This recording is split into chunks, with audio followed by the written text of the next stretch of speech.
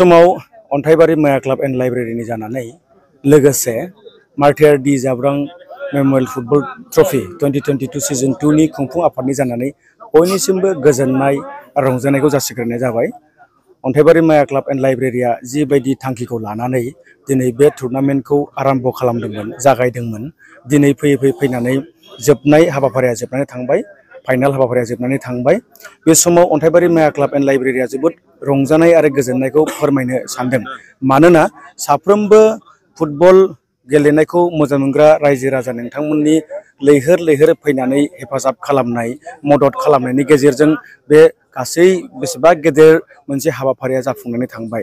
बेजों लोगोसे हामबाय होनो बे समाव जों सानदों मानगोनां जोंनि मिडिया पार्टनारफोर, नोंथांमोननि हेफाजाब, नोंथांमोननि ब्रडकास्ट खालामनाय, नोंथांमोननि पस्टफोरनि गेजेरजों गोबां सुबुंफ्रा बे टुर्नामेन्टनि बेलायाव मिथिनानै गोबाङा होसोबोबाय। जायफोर जेसेबां सुबुंफ्रा स्पर्ट्स लाभार, फुटबल लाभार बिथांमोना फैबाय, नोंथांमोनखौ बिनिखायनो हामबाय होदों आरो साबायखर बावदों।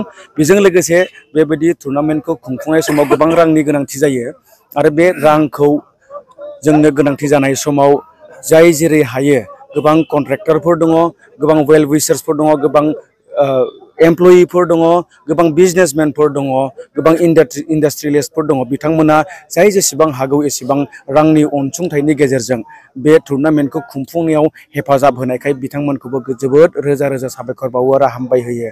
आरो बेजों लोगोसे जोंनि चिरां डिस्ट्रिक्ट स्पर्ट्स एसोसिएशननि रेफारि हान्जा, जाय हान्जाया जेब्लायबो जोंजों बे टुर्नामेन्टआव थाफानानै टुर्नामेन्टनि बादायलायनायफोरखौ सामलायनानै दिनै जोबजासिम हेफाजाब खालामबाय, बेनिखायनो बिथांमोनखौबो रोजा साबायखर बावो।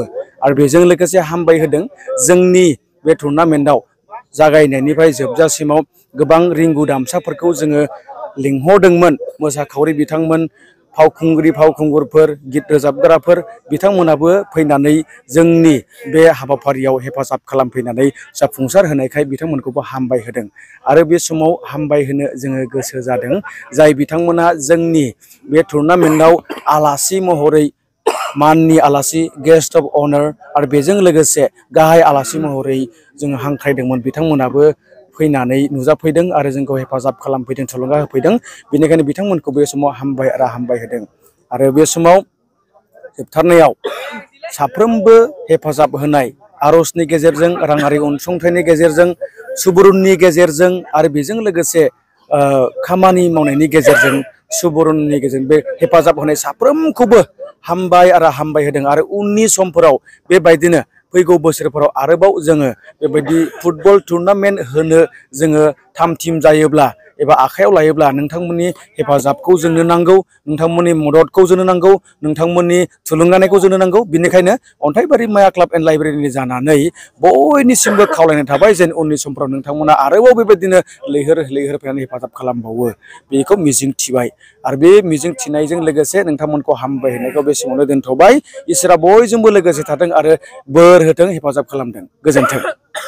टुर्नामेन्टनि फाइनाल बादायलायनाया दिनै जे जादोंमोन, बे बादायलायनायाव बाहागो लादोंमोन खोरोमदाव स्पर्ट्स क्लाब धालिगाव। बिनि हेंथायै बाहागो लादोंमोन दा इउनिभार्सेल स्टुडिअ मल FC, बिथांमोना बाहागो लादोंमोन। आरो बिथांमोननि गेजेराव 7 गल खोरोमदाव स्पर्ट्स क्लाब धालिगावआ सोनो हादों आरो 2 गल दा इउनिभार्सेल स्टुडिअ FC सोनो हादों। आरो बेबायदियैनो 7 गल आरो 2 गलनि गेजेरजों खोरोमदाव स्पर्ट्स क्लाब धालिगावआ देरहासार जानो हादों।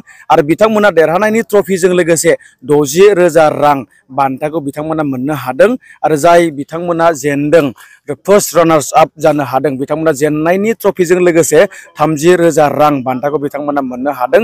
आरो बेजों लोगोसे खोरोमदाव स्पर्ट्स क्लाब धालिगावनि 11 नाम्बार जार्सि गाननाय दैमालु बसुमतारी, बिथाङा 15,000 रां बेस्ट प्लेयारजों लोगोसे बे हायेस्ट स्करार हिसाबै मोनदों आरो बिथांनो कापबो मोनसे होफानाय जादों।